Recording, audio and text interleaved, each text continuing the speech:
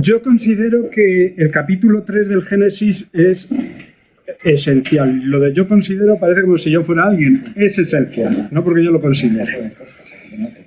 Es muy importante para nuestra fe porque el pecado condiciona absolutamente todo.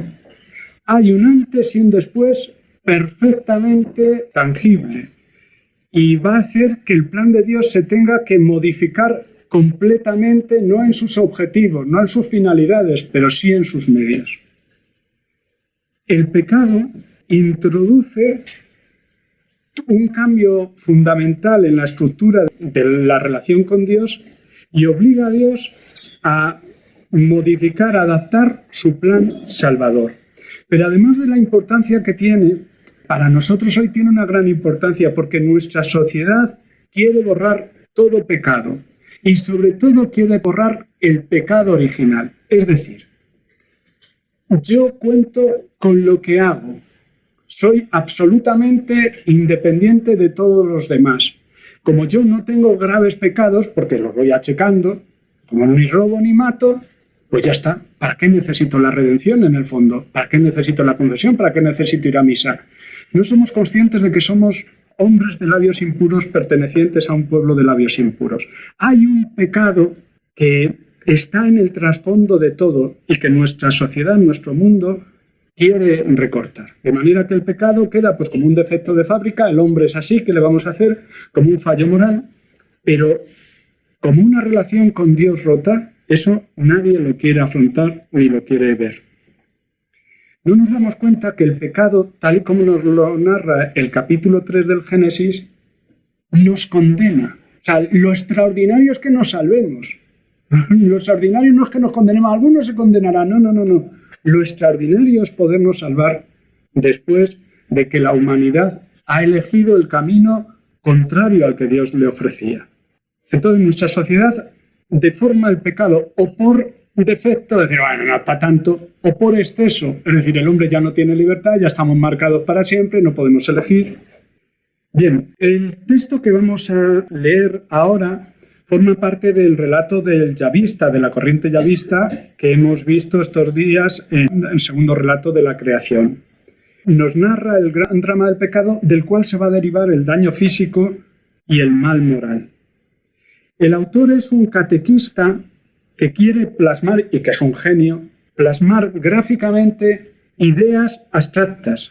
Es como una escenificación dramática, en la que los personajes lo que pretenden es expresar ideas teológicas. Por tanto, no tenemos que quedarnos en la historicidad o no de los personajes, sino en lo que se nos quiere narrar a través de ellos. Hay que diferenciar el contenido teológico del revestimiento externo de la parábola. Por ejemplo, la serpiente. Pues todos entendemos que es una forma de narrar una realidad verdadera, el tentador.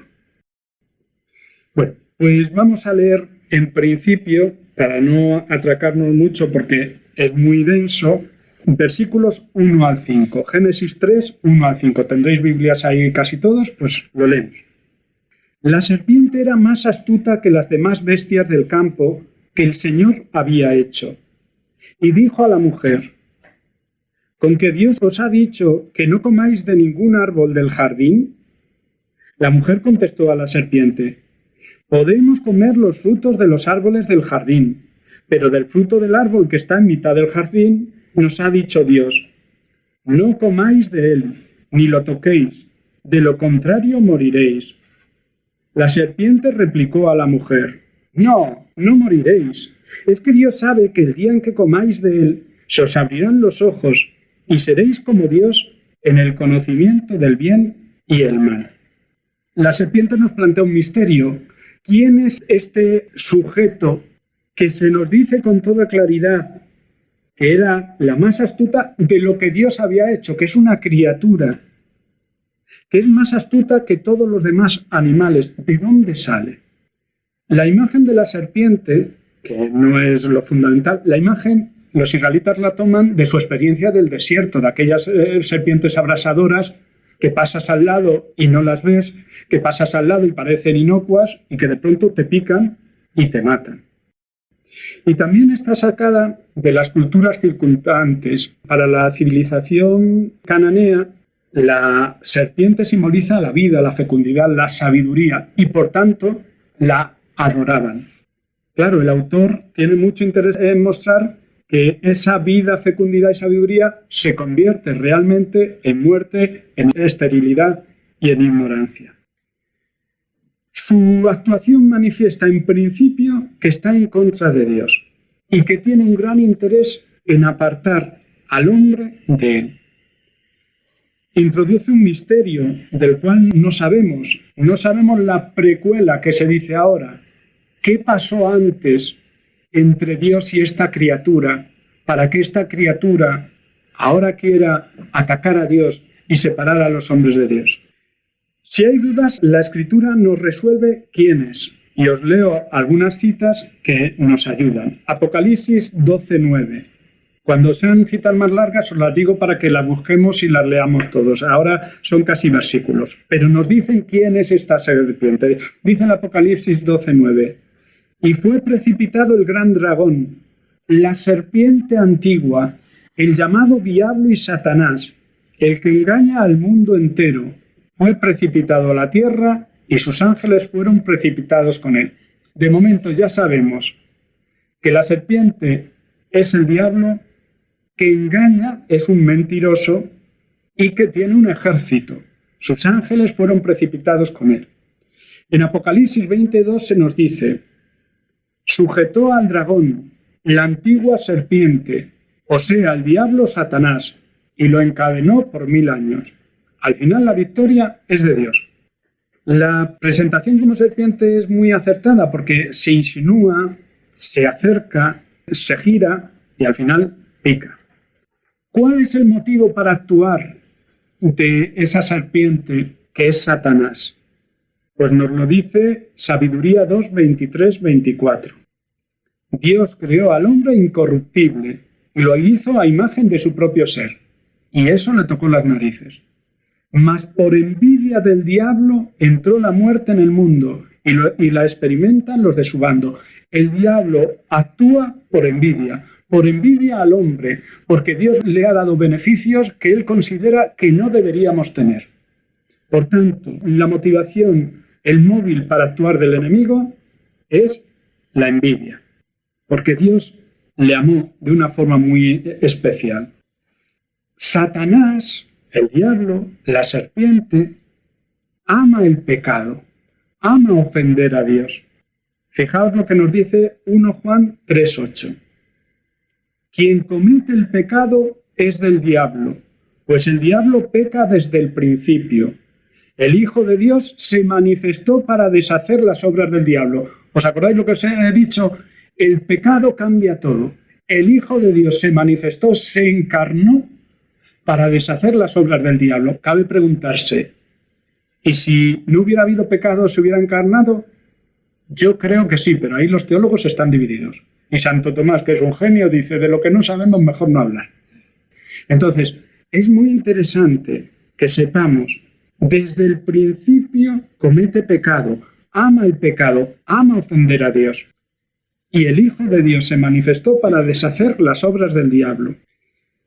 Jesús, que lo conoce, para aquellos que lo niegan, lo califica como el padre de la mentira, como el homicida, el que introduce la muerte para el hombre. Y en este texto que vamos a leer se ve con claridad. Juan 8:44. Vamos a ver, y el Señor lo va a decir ahora, que el ejército del enemigo no son solo ángeles, también hay hombres. Os leo. Vosotros sois de vuestro padre el diablo, y queréis cumplir los deseos de vuestro padre.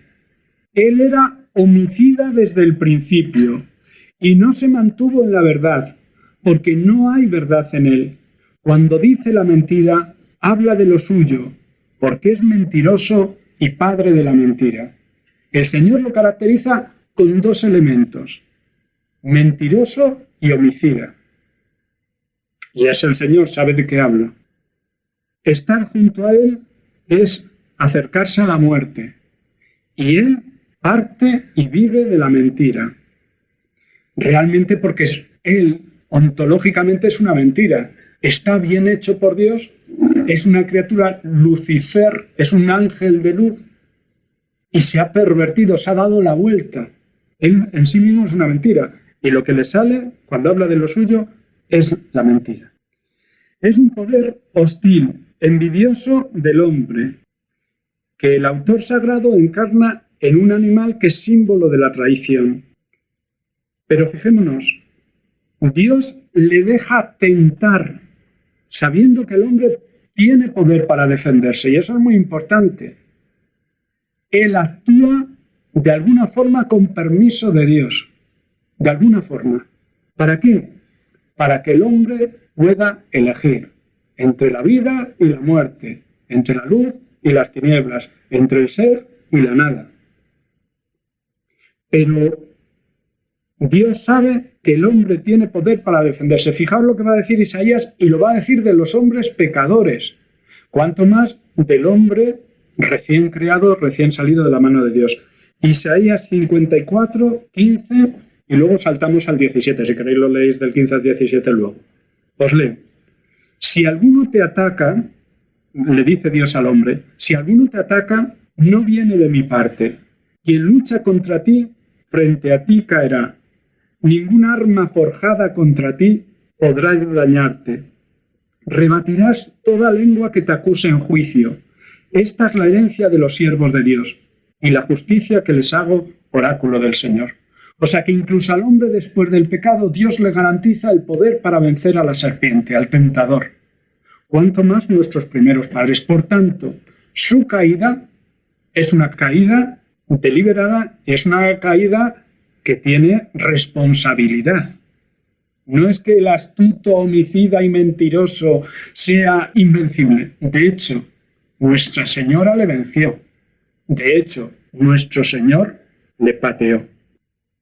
Bien, vamos a entrar con lo que hemos leído. Y es muy interesante, y por eso vamos a tardar más, fijarnos en la estrategia de la serpiente para aprender. Cuando uno va a una academia militar, pues ve, estudia guerras, estudia cómo grandes generales han vencido. Nosotros nos metemos ahora para comprobar cómo ataca el enemigo, cuáles son sus argucias. Y esto es muy importante para entender la Escritura y para aplicarla a nuestra vida concreta. La falta de interés que tenemos por el discernimiento, por conocer cómo actúa Satanás, por olisquear cuáles son sus caminos, nos retratan. Dicen que no valoramos los dones que hemos recibido. Dicen que somos unos insensatos, que nos comportamos como inmaduros. La Virgen María no le pilló en un renuncio en ningún momento Satanás a ella. Bien, ¿cómo actúa el enemigo? Y dijo a la mujer, ¿con que Dios os ha dicho que no comáis de ningún árbol del jardín? Fijaos, primero, antes de atacar, la serpiente se ha documentado. Sabe lo que le ha dicho el Señor. O sea, se hace la ignorante, con que Dios os ha dicho y va a donde va. Que no comáis de ningún árbol del jardín. En segundo lugar, sabe a quién ataca. Ataca a la más débil. En este momento a la mujer. ¿Por qué la mujer es más débil? El autor sagrado porque lo ven así, como el sexo débil. Pero además porque tiene curiosidad, porque va a entrar en el diálogo, porque le gusta hablar. Claro, es que no hay que hablar. Fijaos la Virgen María. La Virgen María, hasta que no enseña la patita al ángel Gabriel y demuestra que viene de Dios, no le dice nada. Ella se inquietó, se turbó al oír lo que decía el ángel, pero esta boca no es mía. Y el Señor en las tentaciones ya lo veremos. Por tanto, tiene que hacerla hablar, entra por donde tiene que entrar. ¿Y por dónde entra? Pues abre brecha en lo más débil del espíritu humano, en su conciencia de dignidad personal, con que no os deja, con que no podéis tocar, con que os impone preceptos exagerados, con que de alguna forma, eso que a todos nos saca de quicio, porque es nuestra dignidad personal, porque a mí me mandan, porque a mí, al ser más impresionable y más débil, ¿para qué? Porque es débil aparentemente, pero tiene una gran capacidad de conquistar, de alguna forma. A través de ella, Adán, fijaos que la serpiente no va a tentar directamente a Adán, no lo necesita. Ya ha puesto a la mujer, pues ya está. Ya. Tú hablas con tu marido, a ver él si se aguanta. La más capaz de influir, la más seductora. Fijaos, la serpiente entra como si tuviera derechos.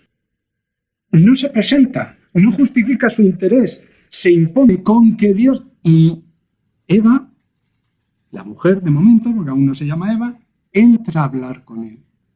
La pregunta de la serpiente es subrayar que Dios es el Dios de la prohibición. Es el Dios de la limitación, que limita al hombre, que se recrea en que éste sea dependiente de él. Fijaos que todo es contrario a lo que hemos visto en la creación.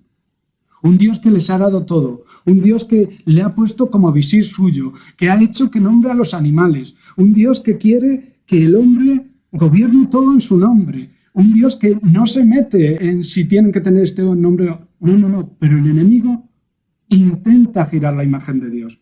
Un Dios absolutista, un Dios de prohibiciones, y por ahí insinúa la tentación. Comienza mintiendo, claro, es el padre de la mentira. La pregunta parece inocente, con que Dios... Pero es un ataque a la justicia y a la santidad de Dios. Luego lo va a hacer más explícita, pero ya está insinuando. Dios no es justo, ese Dios que llamáis santo os está colapsando, os está condicionando, es demasiado exigente, no permite que comáis, os vais a morir de hambre. ¿Cuál es el objetivo del ataque de la serpiente? Importante, muy importante, cambiar la mirada de la mujer hacia Dios. Dios no está contigo, no es tu Padre creador, no es el que te ama, no, está contra ti, te oprime, no te deja vivir en paz. Y eso es muy importante porque el enemigo siempre intenta cambiar la visión de Dios para hacerle parecer como el amigo del hombre. Yo soy tu amigo, Dios es tu enemigo. Y nos da la vuelta, ¿eh? Siempre intenta hacernos desconfiar de Dios. Siempre, ¿y cómo? Introduciendo la duda. Sutilmente ya va. Hace pensar que Dios tiene otras motivaciones, como vamos a verlo inmediatamente, que su objetivo no es mi bien. Si Dios te prohíbe, es que no está a tu favor. O a lo mejor sí, a lo mejor es que es bueno que me avisen, no toques ahí. Y es interesante este ataque porque se nos da a todos por el mismo estilo. Quiere cambiar nuestra imagen de Dios y hace lo mismo con los medios de Dios. Hace desconfiar de la bondad de la oración, porque nos hacemos demasiado espiritualistas. Hace dudar de la misa, porque nos convertimos en demasiado meapilas. Hace dudar, sobre todo, y eso es muy significativo, de la dirección espiritual. Años donde hemos tenido un director espiritual que nos hace bien, pero de pronto aparece la duda. ¿Él de verdad quiere tu bien? Y como tenemos tan mala memoria, como el enemigo entra con tanta fuerza, llega un momento en que uno piensa, está en contra mía. Y eso os lo digo porque es muy frecuente. El pecado acaba viviéndose como una liberación. Eso no puede ser de Dios. Dios no me puede estar prohibiendo todo. Si no te ha prohibido más que un fruto, no puede estar Dios imponiéndome siempre. A Dios y a los medios de Dios. Fijaos que es justo lo contrario. Satanás aparece como liberador de un Dios opresor cuando Dios es el Dios humilde, Padre compasivo, que nos avisa. Versículo 3. La mujer contestó a la serpiente: boba, boba, boba. Podemos comer los frutos de los árboles del jardín, pero del fruto del árbol que está en mitad del jardín nos ha dicho Dios. Lo sabe, si Él lo sabe, boba, no hables. Y ahora la mujer va y mete la pata encima. No comáis de él ni lo toquéis, de lo contrario moriréis. El Señor no le dice que no toquen. Dice simplemente que no comáis. Hasta Eva ya metida en harina dice, no, es que ni lo podemos tocar. ¿Cómo que no lo podemos tocar? El Señor no te ha dicho que no lo toques. 3 errores de Eva. El primero, el fundamental, dialogar con quien no conoce y no sabe lo que busca. No es verdad lo que nos dicen por activa y por pasiva de que el diálogo siempre es bueno. No es bueno. Eva es una imprudente, es una indiscreta. Hay cosas de las que no se puede hablar ni dialogar, y mucho menos discutir, ni poner sobre la palestra. Su imprudencia está en que no está atenta al peligro. No es consciente de que puede perder los dones que tiene. Por tanto, no valora suficientemente los dones. Es una niña rica que ha crecido con dones preternaturales y que no está atenta. Y eso es muy importante para nosotros. O sea, tenemos que estar atentos porque el enemigo, como león rugiente, ronda buscando a quien devorar. Tendríamos que vivir con temor y temblor de que el enemigo pueda entrar. Y el Señor nos lo dice, sencillos como paloma y astutos como serpientes. Imitad del maligno la astucia, no la maldad. ¿Por qué el diálogo es peligroso? Porque solo se puede dialogar cuando hay una base común, cuando se busca por los dos lados la verdad. En el diálogo trampa siempre gana Dios, y eso lo vemos en la política. Dialogar no es malo, depende de que dialoguemos. Hablar, hombre, no os pongáis así, solo estamos hablando. No, estamos haciendo mucho más que hablar. Fijaos que Dios no habla nunca con la serpiente, sino para imponerle el castigo. Cuando lo vamos a ver, cuando se van apareciendo las consecuencias del pecado, Dios habla con el hombre, Dios habla con la mujer, pero no habla con la serpiente que para decirle, te va a pisar la cabeza. Al entrar a discutir, Eva ya ha entrado en el terreno del enemigo, porque Satanás es el gran polemista. Los razonamientos entran dentro de su dominio. Él sabe retorcer la verdad. Es un magnífico político en ese sentido. Un diletante que sabe vendernos la moto. Como él no puede forzar nuestra voluntad, nos vence convenciendo. Al final, Eva libremente toma el fruto, pero porque ha sido engañada y porque se ha dejado engañar. Y ahí es interesante, no las vamos a leer, pero que veáis las tentaciones del Señor. Por ejemplo, en Lucas 4, 1:13. Fijaos, Satanás le va tentando. Y fijaos la respuesta del Señor. No solo de pan vive el hombre, citando la Escritura. O sea, justapone al monólogo del enemigo su propio monólogo. No solo pan vive el hombre. Segunda tentación. Al Señor tu Dios adorarás y a Él solo darás culto. Tercera tentación. No tentarás al Señor tu Dios. En ningún momento se pone a discutir con el enemigo. En ningún momento intenta convencerle. En ningún momento. Él simplemente salva los valores lo más escuetamente posible y deja claro que él no va a entrar. Y eso es bueno que lo veamos en nosotros cuando entra la tentación. O sea, cuando somos tentados. Fijaos, siempre hay argumentos. Por ejemplo, os pongo uno de los ejemplos de mi tentación que normalmente acaba en pecado. Por la mañana suena el despertador. Y dices, estoy muy cansado, voy a rezar, no voy a rendir nada. No, pero sería heroico, el Señor me pide levantarme. Lo que es heroico es que reces bien. Claro, entonces, 10 minutos no van a ningún lado y luego eso, pues lo vas a... Además me acuerdo que la película esta, ¿cómo se llama? Unicornios del desierto, no. Bueno, una película que es muy interesante, que atacan los indios, se dan cuenta que no van a poder llegar, entonces el otro vaquero coge el caballo y lo revienta y no llega. Y el protagonista le da de comer, tal, sale más tarde, pero llega. ¿Me explico? Pues lo mismo, yo digo, a ver, lo importante es rezar bien. Entonces, 10 minutos. Y por otro lado, Señor, la verdad es que estoy cansado.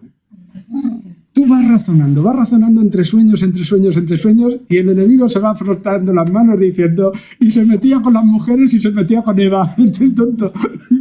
¿Me explico? Fijaos, pensadlo, cuando uno tiene un problema con alguien, es que no hay derechos, que no sé qué, razones, cuando la única razón es, ¿me trago la humillación o no me lo trago? ¿Perdono o no perdono? Pero uno no va a quedar ahí, es que no hay derechos, que no sé qué, es que siempre va a ser igual, y si nadie le para siempre, todo siempre va a ir, y siempre me toca a mí ceder, y no sé qué, no sé cuántos. La mitad de esos argumentos son mentiras. Fijaos la diferencia con la Virgen María. El ángel entrando en su presencia dijo, alégrate llena de gracia, el Señor está contigo. Ella se turbó grandemente ante estas palabras y se preguntó qué saludo era aquel. Llena de gracia, el Señor, santo y seña, ¿tú de quién vienes? Porque puedes venir de Dios, pero puedes venir de Satanás. Hay ángeles buenos y ángeles malos. Y la Virgen se turba, pero no se mueve. Y el ángel le da el santo y le seña. No temas, María, porque has encontrado gracia ante Dios. Eso sí sabe María que es verdad. He encontrado... bueno, tú eres de los buenos. María desconfía de Gabriel. No se turba por su presencia, sino por sus palabras. María sabe que el problema no está en que aparezca Satanás. El peligro viene en los discursos, en los razonamientos. E inmediatamente se pone a reflexionar y a discernir. No contesta a Gabriel hasta que éste le dice, sí, sé que eres agraciada, que has encontrado gracia ante Dios. Y aún así siga callada y discerniendo. ¿Cómo será eso? Y cuando ya está segura, dice, aquí está la esclava del Señor. Tú vienes de quien vienes y yo soy su esclava. ¿Me explico? Es muy importante. Nosotros dialogamos, entramos, discutimos, razonamos, y esto tiene un peligro en la oración tremendo, porque el enemigo va, y te va llenando la cabeza y tal, y cuando te quieres dar cuenta, estás fuera. Segundo error de Eva. El primero, con ese ya no basta, lo de dialogar con él, ahí está todo. Segundo, aceptar la imagen que la serpiente da de Dios, por lo menos no la rechaza con suficiente fuerza. Se queda como una boba discutiendo la verdad objetivamente. Hombre, no, es verdad que el Señor nos ha dicho, pero también es verdad. No discierne, no piensa por qué me está diciendo esto y para qué me está diciendo esto. Dios ha demostrado que quiere al hombre. Y Eva entra como si Dios necesitara que le defendiera a ella. Si alguien viene y te pone verde a alguien a quien quieres, es absurdo discutir. Hombre, si te matiza una cosa, pero si es frontal, ¿qué vas a decir? Cállate. O sea, vete. O sea, esa persona no merece. Y tu amigo, tu padre, tu madre, no necesita tu defensa ante una persona que no es ponderada, que no quiere el bien. Defiende a Dios como si Dios necesitara su defensa. Y da un dato objetivo. No, hombre, no de todos, hay uno que sí, pero no de todos. Tendría que ser valiente y acabar con ese diálogo. Ella intenta reflejar respeto al mandato divino, lo exagera por fidelidad, que ni lo tocamos. De manera que está dando pie a la serpiente para que siga la serpiente hablando. Nos ha dicho Dios, puedes comer de todos los árboles del jardín, pero del árbol del conocimiento del bien y del mal no comerás, porque el día en que comas de él tendrás que morir. 2:16-17. El día que comas, no dice nada de tocar. Bien, y yo pondría otro error de Eva. Dialogar, entrar a valorar la acción de Dios o juzgar la actitud de Dios. Tercero, no buscar ayuda. Todo el diálogo, Adán no sabe nada del diálogo, porque el enemigo, y en eso San Ignacio Loyola es clarísimo, el enemigo siempre resuelve las cosas en lo oculto. No quiere que se sepan, porque si Adán y Eva hablan, a lo mejor hacen luz. No. Adán se entera cuando el pescado está vendido. Eso es propio del enemigo.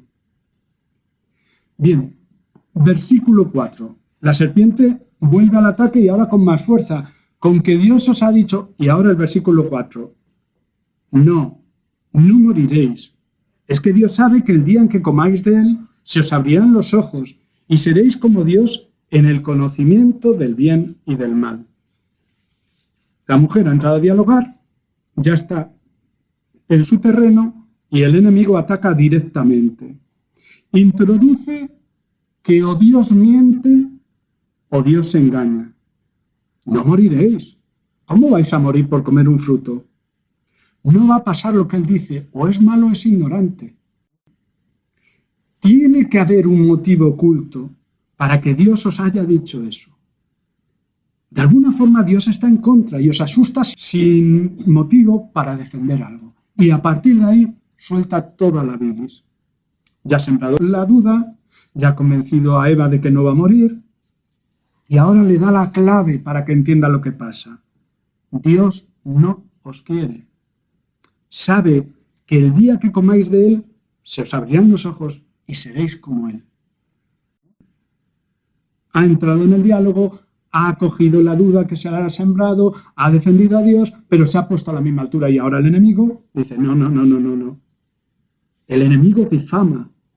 La fuerza que tiene la difamación cuando el enemigo la utiliza contra Dios, contra la iglesia, contra sus ministros, eso lo ves. O sea, la iglesia está difamada permanentemente. Tienen motivos para ser criticada, muchos.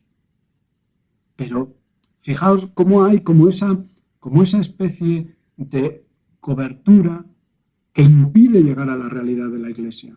Y eso pasa muchas veces con los medios, con los ministros, con los directores espirituales, con todo. Y les dice, él sabe que podéis ser como él. Se pueden abrir vuestros ojos para ver lo que no veis. Podéis ser tan poderosos como él. Y eso está en el fondo de todo pecado. Todos nuestros pecados tienen un trasfondo de soberbia. Yo sé más que Dios, que me invita a levantarme y yo prefiero quedarme 10 minutos para rezar mejor. Fijaos lo que dice San Juan Crisóstomo. ¿Ves cómo el diablo la llevó cautiva? Atrajo hacia sí su mente, la razón, e hizo que proyectara lo que está más allá de su dignidad, para que, hinchada de esperanzas vanas, quedara privada de lo que ya le había sido otorgado. Esperanzas vanas, ser como Dios, y de esa forma pierdes los dones que has recibido como mujer, como criatura. Para conseguirlo más, el enemigo consigue que pierdas lo menos. Y lo mismo que San Juan Crisóstomo, mirad esta cita de San Agustín. Al hombre, a la mujer, cuando dice al hombre se refiere a hombre y mujer, le encantó la idea, seréis como dioses, y hubieran podido serlo mejor, manteniéndose obedientes a su verdadero y soberano principio, que constituyéndose ellos mismos en principio. Con todo, cuanto más apetece, es menos, y mientras ama ser autosuficiente, pierde a aquel que verdaderamente le basta. Por ser autosuficiente, pierde a Dios, que es quien le llena. Importancia del pecado. Si el trasfondo de todo pecado es la soberbia, el trasfondo de toda vuelta a Dios, ¿qué es? La humildad. Eso es básico. Es básico. La única forma de ser indetectable para el radar de Dios es la humildad. Fijaos en María, la llena de gracia. No. La esclava del Señor. Y era llena de gracia. La esclava del Señor. Y fijaos en nuestro Señor, Filipenses 2, 6, 8. Este texto lo conocéis. Él, el cual, siendo de condición divina, teniendo lo que ansiaba Adán, no retuvo ávidamente el ser igual a Dios. Al contrario, se despojó de sí mismo, tomando la condición de esclavo como su madre, hecho semejante a los hombres, y así reconocido como hombre por su presencia, se humilló a sí mismo, hecho obediente hasta la muerte y una muerte de cruz. En la base del pecado está la soberbia y a continuación la desobediencia. En la base de la vuelta a Dios está la humildad y como consecuencia la obediencia. Y eso es muy importante. Yo quiero saber si estoy en Dios o no. Analizo mi soberbia, analizo mi humildad. ¿Cuál es el problema?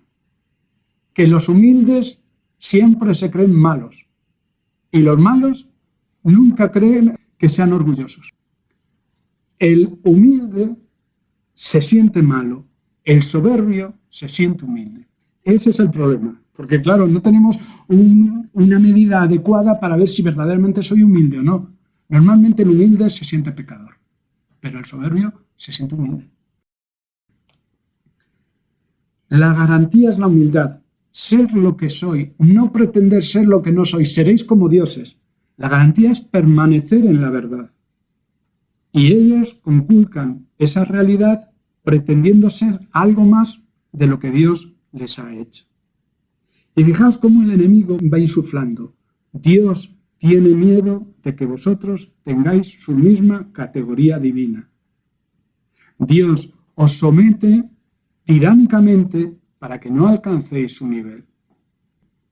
Pero lo va metiendo. Al final, claro, dice, no moriréis. Lo que pasa es que Él sabe que seréis como Él. Y eso Él no lo puede admitir. Fijaos el absurdo. O sea, Dios lo que siempre ha soñado es que estemos a su nivel. Dios nos ha creado para que fuéramos santos e irreprochables ante Él por el amor. Dios desde el principio quiso que el hombre entrara en esa comunión.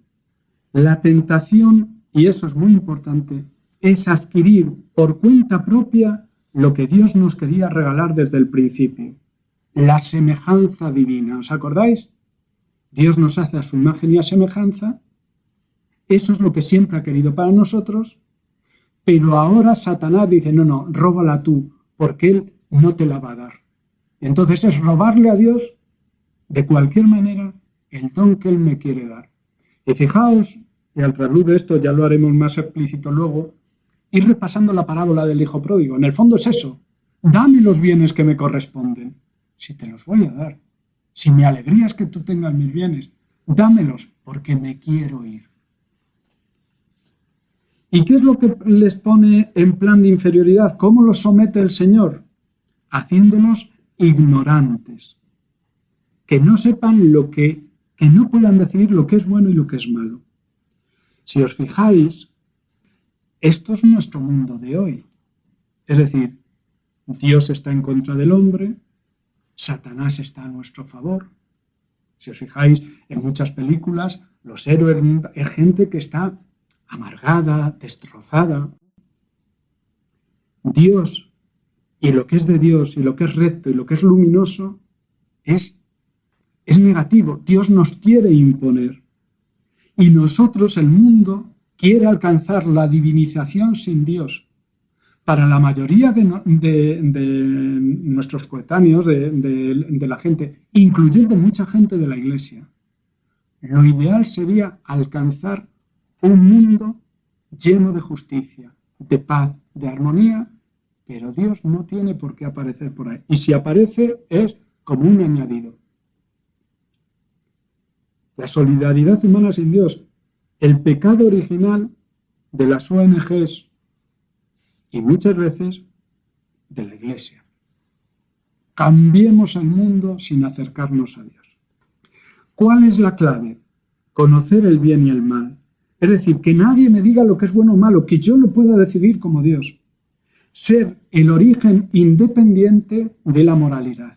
Yo no tengo, pues a mí me parece, pues yo no veo por qué está mal. Pues yo creo que la autonomía donde yo soy el Señor, no tener que obedecer, alimentar ese apetito innato de conocer, de dominar, de ser libre sin tener que pagar un peaje a nadie, ser yo la fuente de mi moralidad. Y para eso el enemigo les hace ver que Dios es injusto, es celoso, es astuto, no quiere darles la divinidad. Por el contrario, ella, la serpiente, defiende los derechos humanos, que los hombres sean más grandes, que sean mejores. Fijaos cómo está metido eso en nuestra sociedad. ¿Cuántas veces el mal se presenta como un bien para alejarnos de la verdad y de Dios. Ella aparece como la amiga del hombre y Dios como el enemigo. Y hace lo mismo con la Iglesia. Y muchas veces intenta hacer lo mismo con las personas que nos pueden ayudar. Padres, maestros, directores espirituales. Fijaos, es muy significativo todo esto de la cultura esta trans en Internet, como las primeras consejos que te dan cuando entras y tal, es no digas nada a tus padres, aléjate de tus padres, tus padres no quieren el bien para ti, no lo entienden, no sé qué. Por eso podéis mirar páginas de esas que son vomitivas. ¿Y qué es lo interesante para mí, un aspecto muy interesante de todo este proceso? Dios lo está presenciando todo y no interviene. Aunque luego en el texto, y eso forma parte del revestimiento literario, Dios no sabe nada y aparece y dice, Adán, Adán, ¿dónde estás? ¿Pero qué te pasa? Pero realmente Dios está viendo todo. No se le oculta nada. Acepta ponerse en el banquillo de los acusados. Acepta ser acusado por el enemigo. Acepta que el hombre no le defienda. Y no deja de mirarle con cariño. Su silencio no es ausencia de sufrimiento. Nadie sufre más que Dios. Y esto lo podéis ver si queréis porque es un poquito más largo. 2 Corintios 11, 2, 4. Me parece que viene bien verlo en San Pablo. San Pablo, cuando sus comunidades empiezan a irse, se pone nerviosito. Dios calla.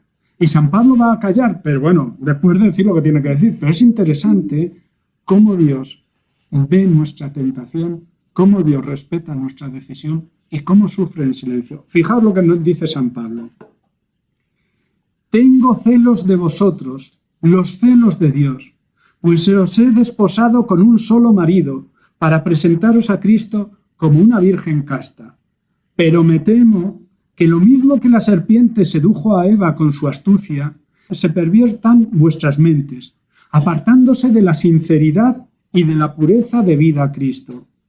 Pues si se presenta cualquiera predicando un Jesús diferente del que os he predicado, o os propone recibir un espíritu diferente del que recibisteis, o aceptar un evangelio diferente del que aceptasteis, lo toleráis tan tranquilos.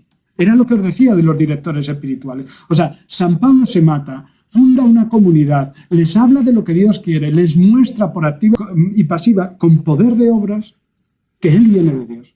Y se presenta a cualquiera, os dice al oído cualquier cosa, y os va a pasar como a Eva. Vais a entrar un Jesús diferente, y eso es muy interesante. Podemos estar invocando a Jesús y ya invocar a otro Jesús. Podemos estar hablando del Evangelio y ya ser otro Evangelio. Cuidado, que el enemigo es muy astuto. Y entonces entra, y claro, San Pablo se pone los nervios. El silencio de Dios, el dolor de Dios, la preocupación de San Pablo, los celos de Dios. Cuando el enemigo nos engaña, Dios sufre, porque lo ve. Y aún así, Dios nos respeta. Y aún así, Dios quiere la tentación. No podemos elegirle si no podemos rechazarle. No podemos ser seguidores suyos si no tenemos derecho a decirles, no me da la gana. Y Satanás se aprovecha conscientemente de esa renuncia de Dios a intervenir. Doble pecado. Yo diría que hay un prepecado. Ha cambiado la mirada sobre Dios. Pero el pecado es soberbia y desobediencia. Y eso está en el fondo de todo pecado. Orígenes, comentando lo de abrirse los ojos, se os abrirán los ojos, dice, se les abrieron los ojos de la sensación, o sea, de los sentidos, que en buena hora tenían cerrados, para no distraerse e impedir así la contemplación con el ojo del alma. Por el pecado, en cambio, se les cerraron, según mi opinión, los ojos del alma, con que veían y se complacían en Dios y su paraíso. Por eso también nuestro Salvador, conociendo esta doble especie de ojos en nosotros, dice, yo he venido a este mundo para juicio, para que los que no ven, vean, y los que ven se queden ciegos. Por los que no ven da a entender los ojos del alma, que la palabra divina hace perspicaces. Es decir, antes del pecado teníamos ojos para Dios y sus obras.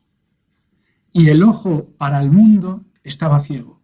Después del pecado se abren los ojos para el mundo y los ojos para Dios se quedan en nebulosa, en niebla.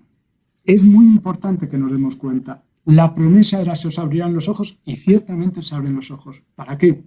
Para tener experiencia del pecado y del mal. Preguntaba que a Adán, que respondió, tuve miedo. Ya lo veremos después.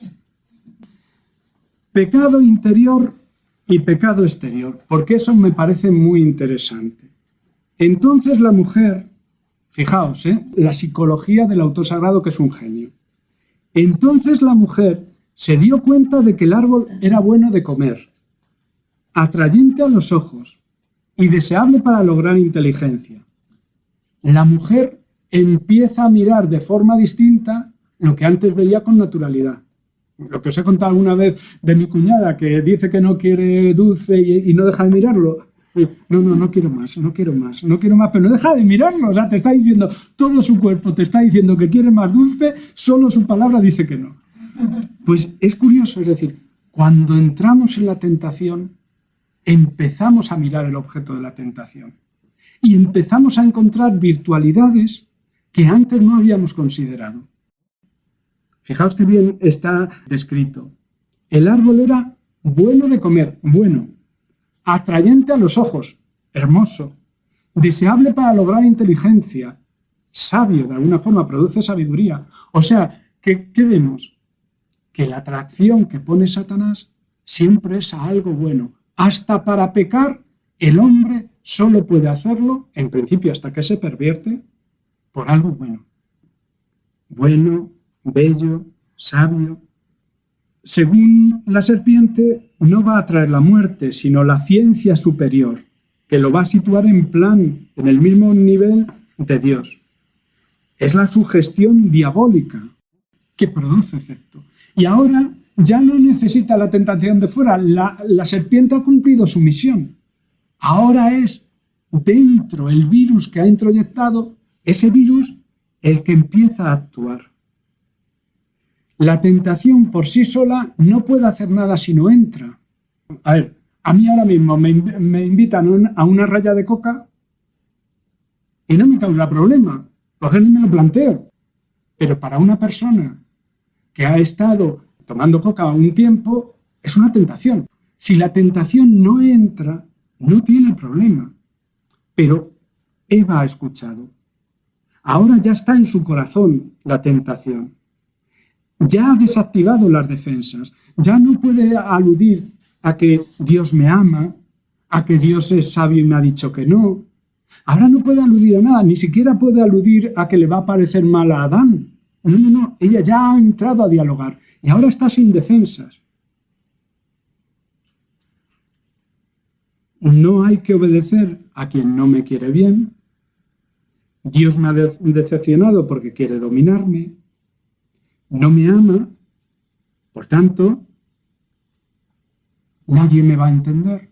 Estoy sola. Que es la gran tentación. Es decir, Eva se queda sola, ni Dios ni los hombres. Se queda sola con todo el escándalo, y eso sí que es escandalizar, el escándalo diabólico que se ha puesto en su corazón. El objeto que es bueno, que es atractivo, se convierte ahora en la clave de su vida. Se dio cuenta. El pecado ya está a la puerta. Ya comienza a ver lo que antes no veía. Ya Dios no es una referencia, es el pecado en sí mismo. Ya ha penetrado el veneno. La curiosidad, que era un don para mejorar la tierra, ha sido usada por el enemigo para entrar en la tentación. La mujer no se da cuenta de que aunque sea bueno, bello y deseable, es un mal para ella el cogerlo al margen de Dios. Romanos 7:13. Entonces, ¿lo bueno se convirtió en muerte para mí? De ningún modo. Lo que ocurre es que el pecado, para mostrarse como pecado, me causó la muerte a través de lo bueno, De este modo, por medio del precepto, el pecado se vuelve pecaminoso hasta el extremo. No es malo que comas del fruto, si Dios te da permiso. Lo que es malo es que tú hagas eso al margen de Dios y en contra del precepto. Si no conocieras el precepto, no serías responsable. Pero como conoces el precepto y eliges lo bueno y lo bello por encima del precepto de Dios, por encima de Dios, por eso pecas. Vuelvo a lo mismo. El peligro de conquistar sin Dios lo bueno es una tentación diabólica que en nuestro mundo cae permanentemente. Porque una cosa sea buena, yo no tengo derecho a adquirirla sin el permiso de Dios. Y nosotros pensamos que todo lo que es bueno viene de Dios. Y fijaos cómo el Señor no toma nada que no le da el Padre. Bueno, el próximo día seguimos un poquito y entramos un poco a las consecuencias del pecado y vemos el pecado de Adán, porque Eva tiene lo suyo, ya lo habéis visto, el pecado femenino, pero luego vamos a ver el pecado masculino. El pecado masculino es mucho más breve. Yo quiero calor y comida, no me líes, dame, ¿qué tienes para comer ahí? Ya lo veremos.